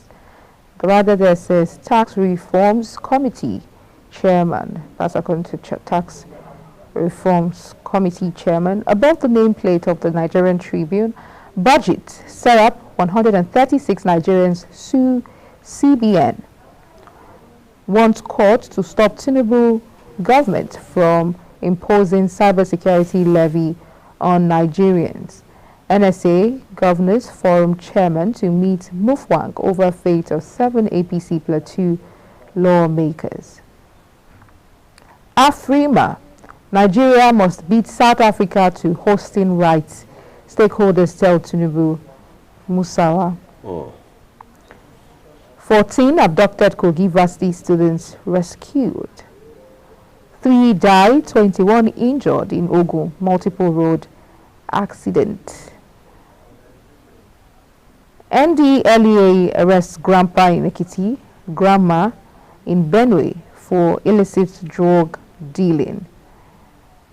The rider there says intercepts 3 truckloads of opioids, seizes 3.5 million pills, 344,000 codeine bottles. You know, when you ask that, how do we now have this much, you know, consumption of drugs and the trafficking of drugs as to before now? I think it makes sense as we hear of the death penalty. But my only concern is, in fairness to the end traffickers and the sponsors of these traffickers, my concern would be that how fair would this be? How, you know, let's not have a case where the system is not fair. You're killing people for trafficking drugs while the sponsors, the main the beginners of this chain, of this drug chain, are busy drinking exotic wines. Exactly, and you know, maybe somewhere outside of Nigeria, chilling in exotic hotels, and then, you know, these people are. So we're not tackling the issue. We're not tackling the problem. We're just, you know, on the surface without having to cut deep into. So the death penalty makes sense because these numbers that we hear and we see now is outrageous. It makes sense, but let us get to the root cause of it. I think this would scare drug traffickers, even though I think it is quite capital, but it will scare drug traffickers, and we should get a punishment or a penalty that is weighty, but maybe not death penalty maybe yet. Something less, but not death penalty, yes. And let's see to it that we're not just attacking those that we see, or we're not just arresting and convicting those that are on the surface, but those who are the engineers of this trafficking. You see, that was interesting. One time, a few years ago, Queen, so a British national was caught with drugs in China. Of course, as is always the case, he gets detained, his country gets notified, and then Britain is trying to reach out diplomatically to China to say, look, cut off some slack, can you sentence him, bring him back home so he can serve his sentence? Of course, the law in China is death penalty when it's drug-specific offense, all right? So there's something that China told Britain at that time, the United Kingdom, that actually sparked a chord in my head. I mean, it just opened my eyes or something. They said, look, first of all, this is the kilogram, that is the volume of drugs we found with this national of yours. If this entire drug had gotten to the streets, it is estimated that it would have destroyed the lives of so and so number of people. The number ran in thousands. I can't remember what specifically it was. And he said, and as such, is it not better to take out the life of one person than to have this volume of drug destroy thousands of lives? You see, that's always the perspective for many of these countries, including Indonesia, for example, because the way they see it is, if you take out one person, it's better than to allow one person in pursuit of selfish interests, dealing in illegal substance, take out the lives of thousands or at least hundreds of people. You know, so when we say it is still capital, we also need to expand the perspective a little further to see what the core dynamics. You know, when I say it is still capital, I'm talking about the system and the process. In China, we can say that they can't follow through in persecuting those who are found guilty, the offenders. But here, we're still complaining about fairness of the system here. So you pick up the errand boys. You pick up the errand boys and yes. You take them out and you say it's capital punishment. It's capital. But the persons who make the bulk of the money. The bulk of the money, who engineer them, because we'll still have more errand boys if we are not dealing with the engineers of these errand boys. So I'm just saying the death penalty makes sense, but for a system as ours yet, let it be across boards. But and I think that we're not there yet because we still see that, you know, we still hear of lawmakers, policy makers who are alleged to have mismanaged public funds, and we see the bail terms and the conditions. Give them a slap on the wrist. Honestly, it is not fairness, and there's been a pattern. And right now, given a death penalty now, where we know that our justice system needs a lot of reforms and a lot of work, is not it now. A more capital punishment.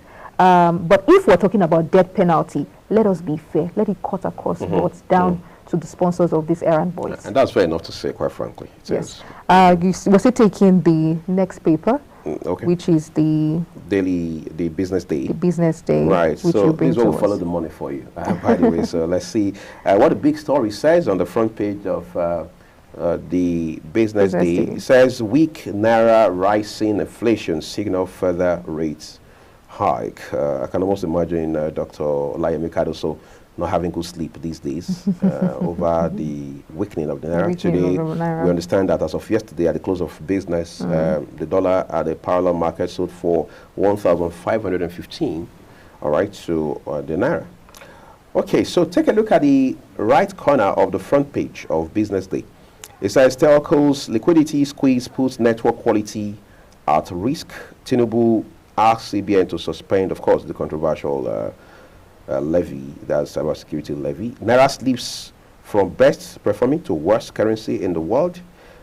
Week ahead, Nigeria, US expect April inflation as UK releases unemployment data.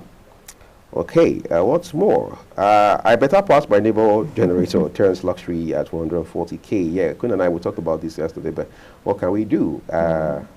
In Pidgin Palace, they say we don't come, we don't come. We're here now. So everybody has to put their hands on deck to get things going, to get families being able to put food on the table and just find a way to run circles around these challenges. And that would bring us to the end of the newspaper review. That's where we draw the curtains on the newspaper review, highlighting topical issues and having conversations and dropping contributions around this topic. We'll just take a quick break. When we return, we'll move to other topical issues for discussions. Please stay with us. We'll be right back.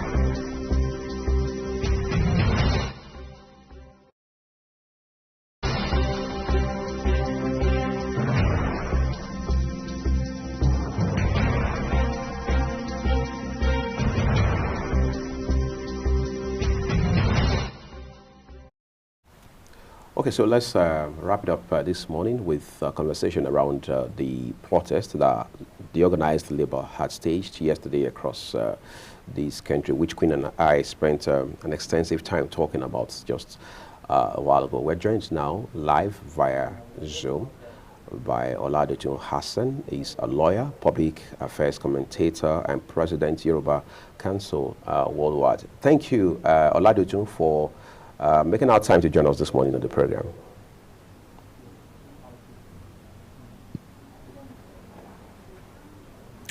I want to assume you can hear me.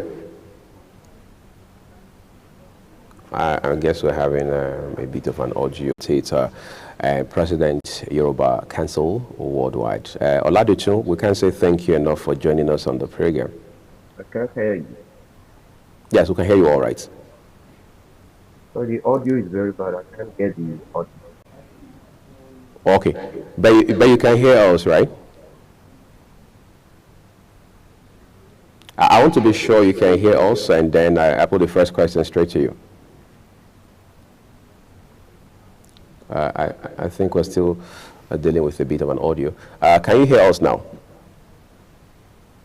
All right. This proving a bit tricky, but we need to establish audio so we can have a great conversation with him about the protest of yesterday. Just before, while we were working on that, so I was thinking a while ago, Queen, you see, Labour had done a protest yesterday, and one would have thought it was a one-off thing, so there's some sort of end to it.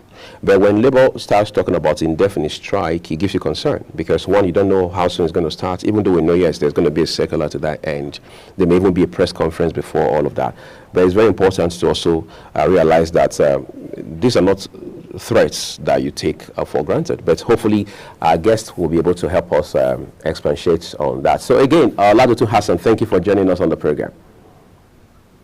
It's a pleasure to be on your program. Good morning. Great. So I'm just going to start with you. Obviously, you've been in the country the last few days, and yesterday in particular, you saw how that just in line with its, if you like, scheduled protests, Labour had taken to the streets, picketing the offices of the Nigerian Electricity Regulatory Commission, of course, as well as those of some power distributors across this country. Let's talk about how that incessant strikes have actually not solved a problem, at least not much in this country, yet Labour must resort to strike at some point. Help us make that balance. Well, I think the Labour Union before now gave a stand warning earlier notice, and there have been previous notices that and communication to the Federal Ministry of Power in respect of the high tariff, electricity tariff, and which has accumulated more griefs, pains, and agony to the citizens. So Labour waking up is just like every other citizen. And be that as it may, I believe Power is quite aware. They've given assurance of setting up a team, and Labour gave their stand that they must revert back to status quo before any meeting. It's in the right direction, but quite unfortunately, we are running a system that is opaque, that people at the ends of affairs seem to wear thick skin and unreasonable eyes to see how people are faring downward. And that goes to say that is the minister not aware in your state where he's from that people are groaning in pains? The fact that this same power they are constantly, and the measure of increment is over 260%. That is astronomical. So there's nothing reasonable for the Honorable Minister to tell us. And I'll put the box top on the president's table. It seems every other policy of the president, except there is a counter protest before president will reverse and begin to order the stoppage of such troubling situation. We've seen that in the recent cybersecurity obnoxious laws that was recently passed. It took the president some few days before he could realize that that is already costing him political mileage. And this is also a situation that is happening in the power sector. Aside the power sector, we are yet to really have a relief on the petroleum subsidy removal. So, and if Labour is just only choosing this electricity tariff as a pointer to expressing the grievance on behalf the citizens' grievance, I think is on the right track. But beyond strike, there is a need for this conversation continuously. There is a need for a proper complaint department to be properly channeled and explored, so that the citizens will not just be on a reactionary spectator until when something happens, we go to the street, we protest, and after the protestation, government reduce and our pain still continues. So, but I just want to commend the Labour leadership for their selfless intervention, and I will keep to expect that the Ministry of Power will heed not just to Labour Union demand. We are equally joining. The Yoruba Council Worldwide is joining this same demand that is obnoxious. The manner of incremental tariff is out of this world, and already groaning citizens cannot bear this hellish peel of disaster. Interesting. Let's talk about how that, when President Bola Tinubu just got into office, we seemed to have noticed some more, if you like, cooperation between the government and Labour. Of course, we had even seen some meetings where President Tinubu attended in person, not by proxy. We haven't seen that happen in several months. Is that a way of saying that the government is, government is relapsing in terms of its efforts in this regard? No, the government is not relapsing. It's just that the government met a Waterloo of an empty treasury. And instead of the government to pursue and recover from the immediate past president, maybe 2, 3, 4 presidents that have served us, whatever they've looted, they are busy putting the pressure on the citizen.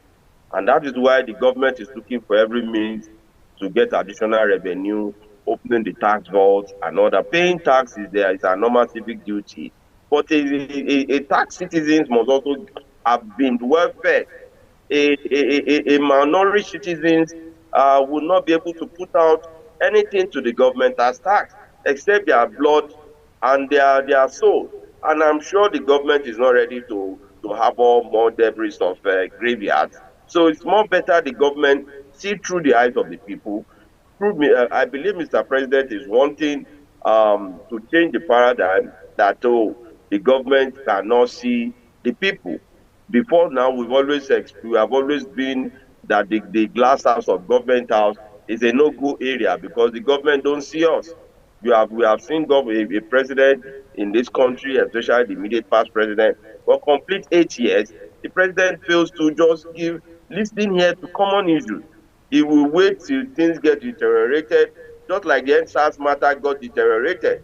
Just for him to address the issue, he waited until the entire Lagos was burnt and began to set up 5 panels of committee before everything now till date is yet to get solved. So I'm sure Mr. President is learning from that experience of the previous administration, that at any upheaval, he is always ready to listen, and that is a plus to his side.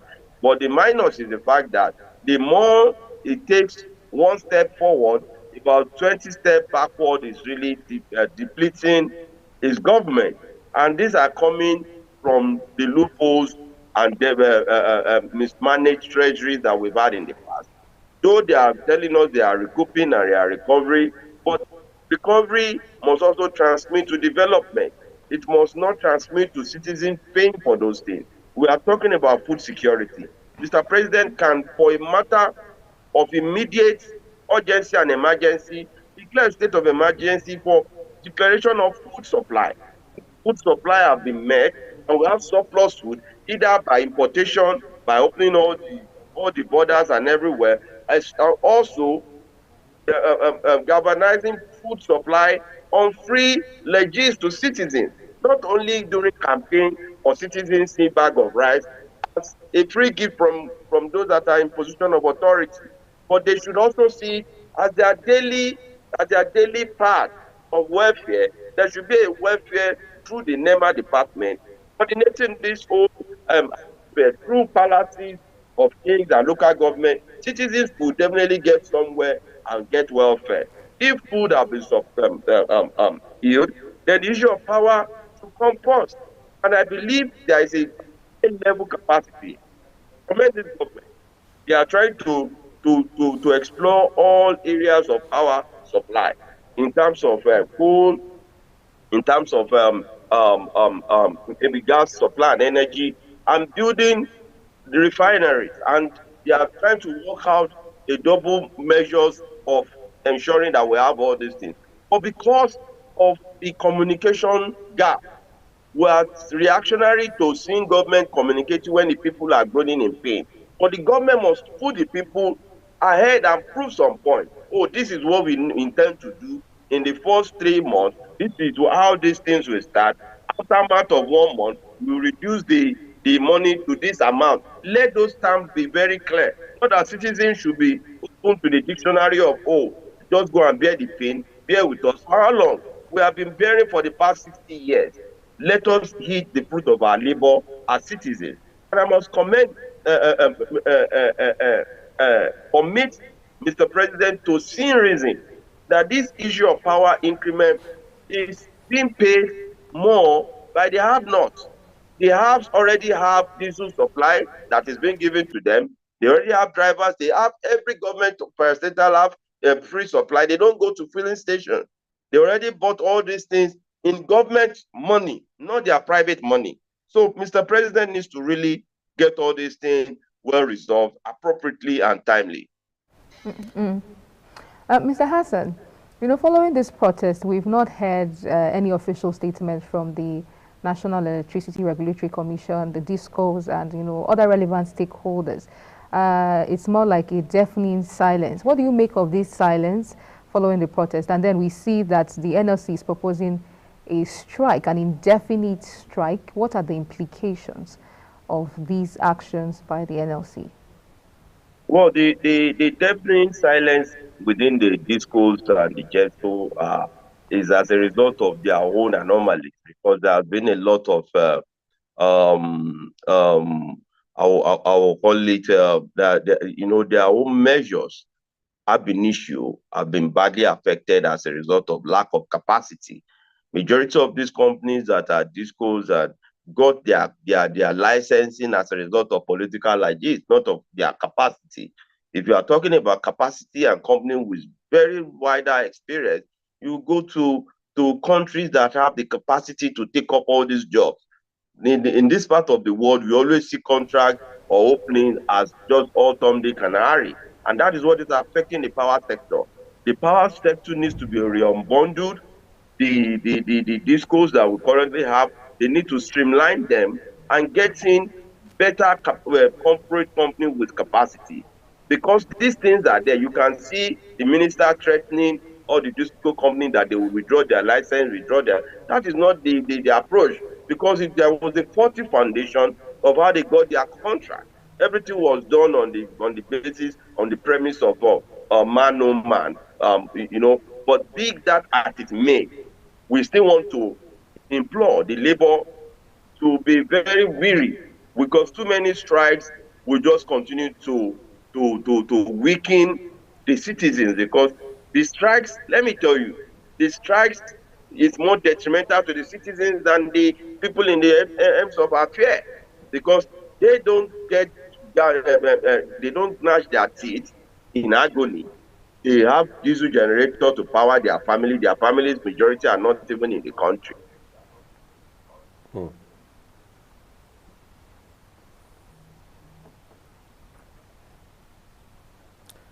I think we're momentarily losing audio stream there with our guests. Let's hope we are able to re-establish that. But he was making very salient points a while ago, about how that the discos in particular, of course, he mentioned the Gencos as the generation companies, that look, there's a capacity gap amongst them. As of today, we have 11 discos in Nigeria. People say you can't boast of more than 2 of all 11. That's up and doing in terms of, say, okay, well, let's look at the circumstances under which they are operating and all of that. So you're wondering what happens to the other maybe 9 discos? What are they doing? What are their challenges? When we say capacity gap, what precisely do we mean about that? Let's hope we've been able to reestablish audio with our guests. We're taking a quick break. We're back shortly to continue the conversation.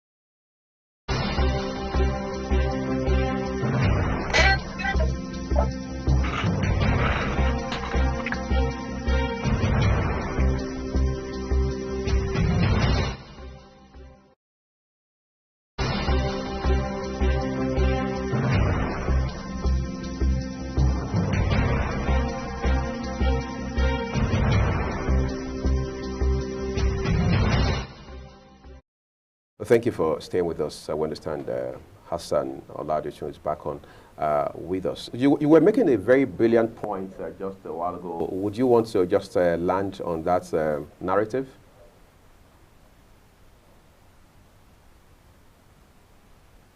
We can solve this is continuous conversation. And we implore that the labor union should step down longer strike, because longer strike will only elongate our suffering. And just as I rightly said, that those at the ends of affairs are insulated against any fallout of strike, because they have surplus food at home, they have the generators, they don't even lack anything to make them have a pinch of any 1 inch of pain. So the pains only, it is just a recycled pain that will come back to the citizens. So I'm sure the height of the threat should be properly managed. When they say, let us go into the drawing room, let them give room, shift ground a little. You know, your power of negotiation must be put on deck. The best way we can deal with government is picketing and proper noise and giving them the heat and letting them see that it's not just, we are not going to go on strike, but we're going to ensure to shutting down of the system of your own workplace, so that let them minimize the effect. Because if you transcend the entire problem and let it evaporate the entire household, we all die of gas implosion, because we are all suffocating already. The majority of Nigerian citizens are suffocated already. So let Labour be weary of how they go about addressing issues. The best way they picketed the powerhouse, let them go and picket the National Assembly. Let the National Assembly member not even have means to gain entrance into their office. That will serve as a means for them to know that they have a duty of oversight. They have because their own duty through their oversight ought to have solved that problem on a proactive measure, not on the reactionary motives of the NLC in trying to quell a burning flame. But if the National Assembly have been picketed and they are also stopped from gaining entrance to their office, and they address the issue, when all of us sit together, if there is a problem, let the minister let us know, not us for us to pay more for some certain set of people to swindle us. And because what are we even paying for? Is it the service that we don't have, or the capacity of the power supply? If the president, if the minister or the ministry is charging us or overcharging us, because I don't see any reason for whatever that we are addressing from having to solve a problem. We saw how the Chinese people are trying to build the dams across the country. We need more intervention in this corridor. We need a lot of rebuilding. Let the ministry put us in the picture. Let us know what we are paying for, not somebody somewhere, just start somewhere. So if the people are paying 200, how much are they now selling liter of oil? They just put some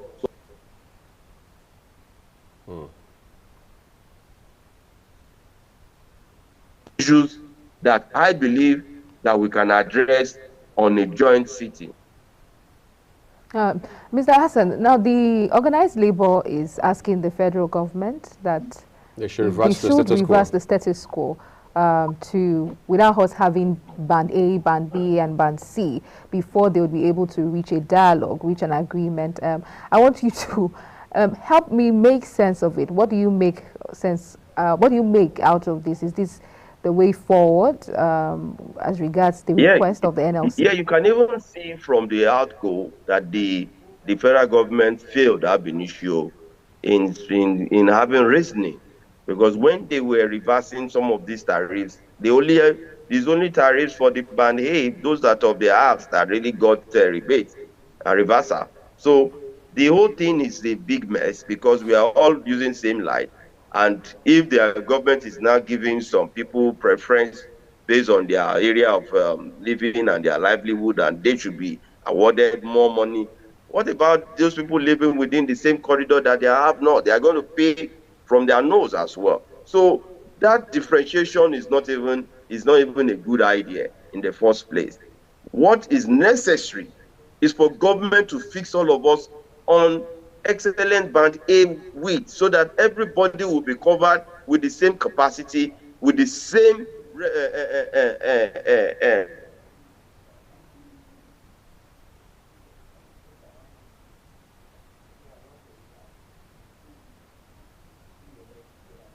Okay, I think we have a bit of a challenge there. Right. But he was making... it was trying to establish how that we got off on the wrong foot, as I say. In other words, this was not properly thought through.